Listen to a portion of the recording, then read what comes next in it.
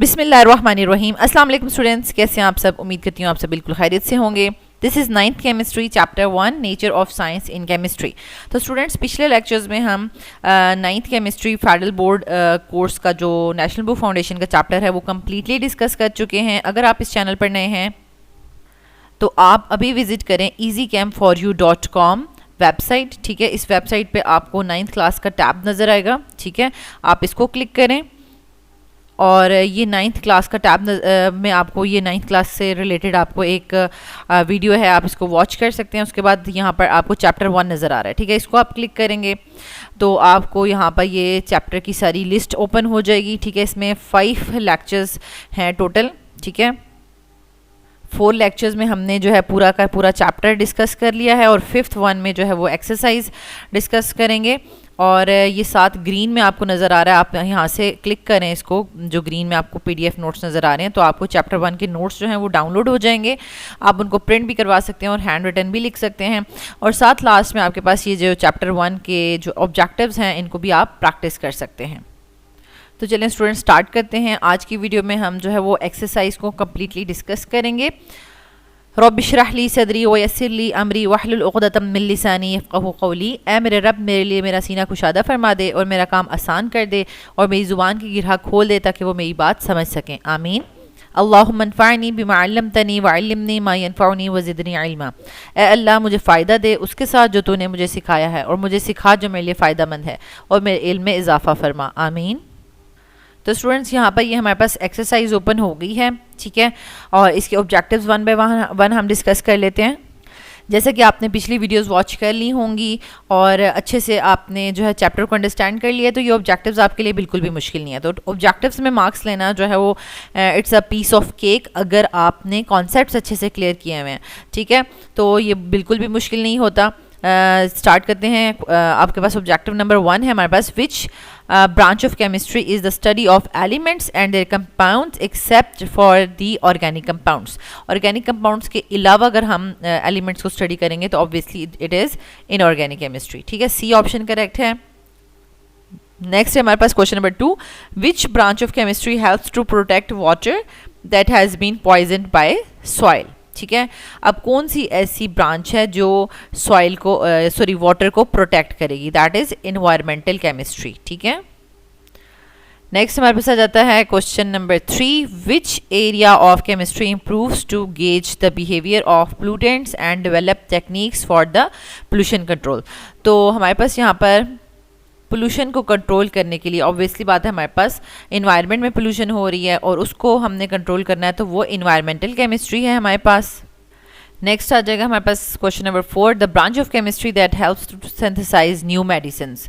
तो हमारे पास हमने देखा था कि जो ऑर्गेनिक केमिस्ट्री है उसकी डेली लाइफ एप्लीकेशंस में देखा था, तो डेली लाइफ एप्लीकेशंस में हमें ये चीज़ बताई गई थी कि ऑर्गेनिक केमिस्ट्री जो है वो न्यू मेडिसिन जो है वो सिंथेसाइज करने में हेल्प करती है। ठीक है, क्योंकि मेडिसिन मोस्टली जो है वो ऑर्गेनिक इन नेचर होती हैं, that's why B option is correct, organic. ठीक है, नेक्स्ट हमारे पास आ जाता है question number 5, the branch of science helps to understand chemical products and processes that reduce the use of hazardous substances. अब हमारे पास क्या होता है कि अगर हम इस चीज़ को देख रहे हैं कि हम कोई ऐसा प्रोसेस यूज़ करें जिसमें बाय प्रोडक्ट्स ना बने या कुछ ऐसे टॉक्सिक केमिकल्स ना बने जो एनवायरनमेंट को जो है वो पॉल्यूट करें, तो उसमें हम जो चीज़ कर रहे होते हैं ना, तो ये जिन चीज़ों का ख्याल रख रहे होते हैं, तो ये ग्रीन केमिस्ट्री होती है जिसको हम क्लीन केमिस्ट्री भी कहते हैं।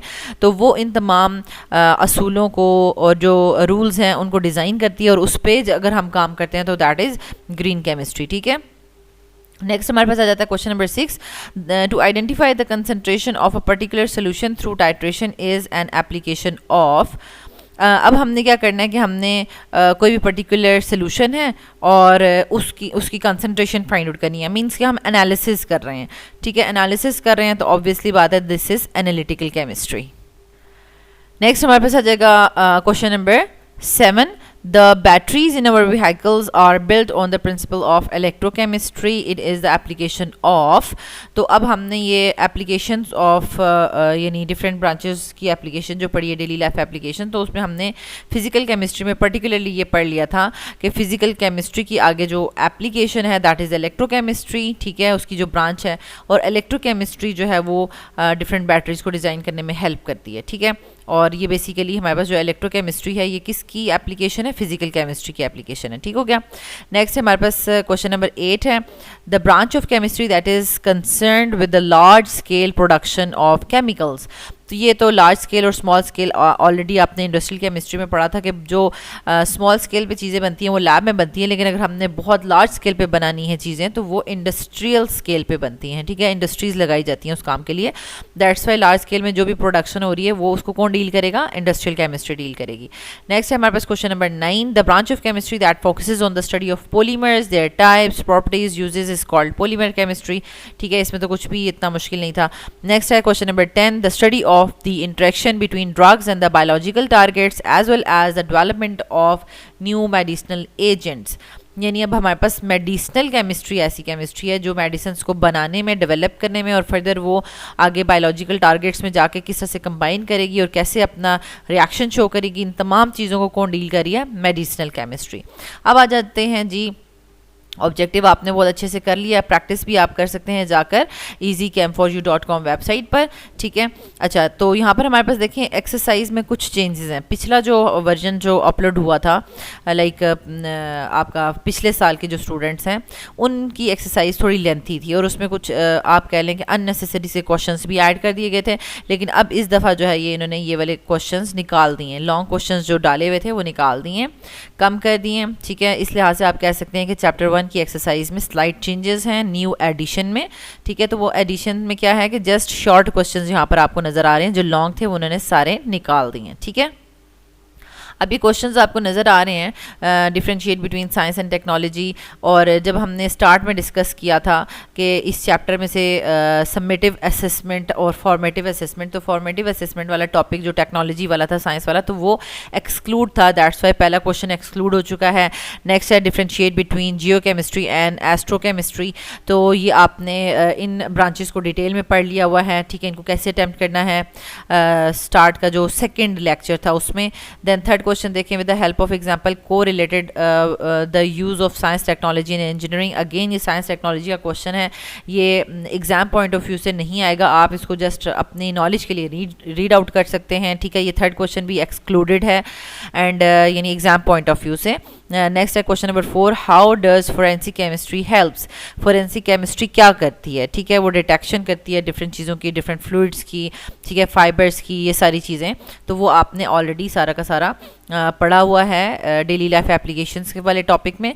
And what are the uses of nuclear chemistry, तो न्यूक्लियर केमिस्ट्री के यूजेस जो हैं वो पर्टिकुलरली आपके इस चैप्टर में नहीं गिवन, हालांकि थोड़ा सा एप्लीकेशन या न्यूक्लियर केमिस्ट्री को जब हम एक्सप्लेन कर रहे थे तो उसमें हमने देखा था कि ये इससे हम यानी फिशन फ्यूजन वाले रिएक्शंस वगैरह हो सकते हैं, एनर्जी जो है वो रिलीज़ हो सकती है और उसको हम डिफरेंट कामों में यूटिलाइज़ कर सकते हैं, लेकिन कुछ मतलब क्लियर कट न्यूक्लियर केमिस्ट्री के यूजेस नहीं बताए गए थे। तो अब हम इसको ऑब्वियसली बात है कि हम सर्च करके ख़ुद से कुछ न्यूक्लियर केमिस्ट्री के यूजेस जो है वो हम कर लेंगे। तो स्टूडेंट्स यहाँ पर आप देख सकते हैं कि ये आपको जो नोट्स दिए गए हैं PDF में प्रोवाइड किए गए हैं, तो उसमें एंड पे आपके पास एक्सरसाइज सॉल्व हुई हुई है। क्वेश्चन नंबर 2 में मैंने आपको बता दिया first and third not included, और सेकंड और फोर्थ जो है वो ऑलरेडी आपने पिछले नोट्स में डन कर लिए हैं, आपने वहीं से याद करने हैं वही, ठीक है। और फिर फिफ्थ वन वाला जो था न्यूक्लियर केमिस्ट्री के यूजेस, तो वो मैंने कुछ पॉइंट्स लिख लिए हैं और ईजी वर्डिंग में लिखे हैं, तो आपको यहाँ पे एक्सप्लेन कर देती हूँ और आपने यही मेमोराइज भी करने हैं। तो आपकी जो है वो फर्स्ट चैप्टर कम्प्लीटली जो है वो आपका प्रिपेयर हो जाएगा और साथ उसकी एक्सरसाइज भी डन हो जाएगी, ठीक है। तो पहला यूज़ क्या है, it is used in the nuclear power stations to generate electricity. अब न्यूक्लियर पावर स्टेशंस में न्यूक्लियर केमिस्ट्री जो है वो बेसिकली काम कर रही है और न्यूक्लियस के रिएक्शंस के थ्रू बहुत ज़्यादा एनर्जी जो है वो रिलीज़ होती है, ठीक है, और इसमें यूरेनियम 235 को यूज़ किया जाता है, ठीक हो गया। नेक्स्ट है क्वेश्चन मतलब सेकंड इसका यूज़ किया है, it is use in medical imaging, ठीक है, मींस के लाइक हॉस्पिटल्स वगैरह में यूज़ होता है यानी ब्रेन की इमेज लेने के लिए, ठीक है। आयोडीन 123 को यहाँ पर यूज़ किया जाता है, ठीक है, is use to image the brain. तो इसमें भी ऑब्वियसली बात है कि ये रेडियो एक्टिव होता है, आयोडीन 123 रेडियो एक्टिव होता है। तो रेडियो एक्टिव जो भी आपके पास एलिमेंट्स होते हैं उनका न्यूक्लियस अनस्टेबल होता है और वो ब्रेक डाउन करता है और डिफरेंट मतलब nuclear different other particles, alpha beta gamma particles, और कुछ एनर्जी रिलीज़ होती है और उस एनर्जी को यूज़ करते हुए ब्रेन का इमेज जो है वो लिया जाता है, ठीक है, और फिर डायग्नोज किया जाता है कि इसमें कोई मतलब इस तरह से बीमारी वगैरह है तो वो डिटेक्ट की जाती है। नेक्स्ट आपके पास आ जाता है थर्ड यूज़ क्या है हमारे पास, it is used in the medical diagnosis, ठीक है। आयोडीन 131 को यूज़ किया जाता है डायग्नोजिंग थायराइड प्रॉब्लम्स, ठीक है, एक तो थायराइड प्रॉब्लम्स को डायग्नोज करने के लिए, और सोडियम 24 को यूज़ किया जाता है to detect blockage in the blood flow. तो अब ये है कि अब इसकी बहुत ज़्यादा डिटेल में तो हम यहाँ पर नहीं जा रहे, ठीक है, कि किस तरीके से इनको एज अ मेडिसिन जो है वो यूज़ किया जाता है या इनमें से जो रेडिएशंस निकल रही हैं उनको फॉल करवाया जाता है बॉडी में, ठीक है। तो वो जहाँ पर जो भी हिस्सा जो है बॉडी का मतलब लाइक उसमें प्रॉब्लम होती है, आपको पता है कि वो ज़्यादा हीट अप होता है, ठीक है। जैसे हमारी बॉडी में किसी भी जगह पे दर्द है तो ड्यू टू पेन वो उस जगह का टेम्परेचर जो है वो थोड़ा सा हाई हो जाता है, ठीक है। इसी तरीके से आयोडीन 131 को और सोडियम 24 को यूज़ किया जाता है थायराइड प्रॉब्लम्स और ब्लॉकेज ऑफ ब्लड फ्लो को डिटेक्ट करने के लिए। तो अब ये जो चीज़ें आपको लिखवाई गई हैं तो इनको आप देख सकते हैं, आगे जाके आप आइसोटोप्स या रेडियो एक्टिव आइसोटोप्स को भी पढ़ेंगे तो उनमें तकरीबन या तो यही वाली एग्जांपल्स यूज़ हुई हुई हैं या तो कुछ डिफरेंट हो सकती हैं, तो ये ऑब्जेक्टिव में आपसे पूछा जा सकता है, ठीक है।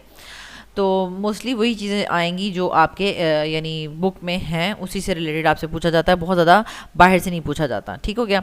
और लास्ट में आप देख लें कि it is used in therapeutic treatments, ठीक है। Cobalt 60 is used for the cancer treatment for the radiotherapy. अब थेराप्यूटिक यानी थेरेपीज़ होती हैं डिफरेंट, जैसे रेडियोथेरेपी हो रही है, ठीक है। तो यानी रेडिएशंस, कैंसर ट्रीटमेंट के लिए रेडिएशंस वगैरह जो है वो फॉल करवाई जाती हैं, जो भी कैंसरस पार्ट होता है बॉडी में, ठीक है, तो उसके ऊपर फॉल करवाई जाती है। तो वो जो रेडिएशंस हैं वो कहाँ से आ रही होती हैं, कोबाल्ट 60 से आ रही होती हैं। तो अगेन ये एक कोबाल्ट 60 जो है वो रेडियो एक्टिव आइसोटोप होगा कोबाल्ट का, कि जिसका न्यूक्लियस अनस्टेबल है और ब्रेक डाउन कर रहा है और रेडिएशंस इमिट कर रहा है, और उन रेडिएशंस को जो है वो चैनलाइज किया जाता है आगे फर्दर और पेशेंट्स के ऊपर फॉल करवाया जाता है, जो भी बॉडी का इन्फेक्टेड हिस्सा होता है जो जिसमें कैंसर डिटेक्ट हुआ होता है, ताकि वो कैंसर को जो है वो इरेडिएट किया जा सके या ख़त्म किया जा सके, ठीक है। तो स्टूडेंट्स यहाँ तक आप देख सकते हैं कि हमने यहाँ पे कम्प्लीटली जो है वो डिस्कस कर लिया है, चैप्टर एक्सरसाइज भी डिस्कस कर लिया। एक्सरसाइज का जस्ट एक ही क्वेश्चन था जो कि मैंने आपको रिटन में भी प्रोवाइड कर दिया है।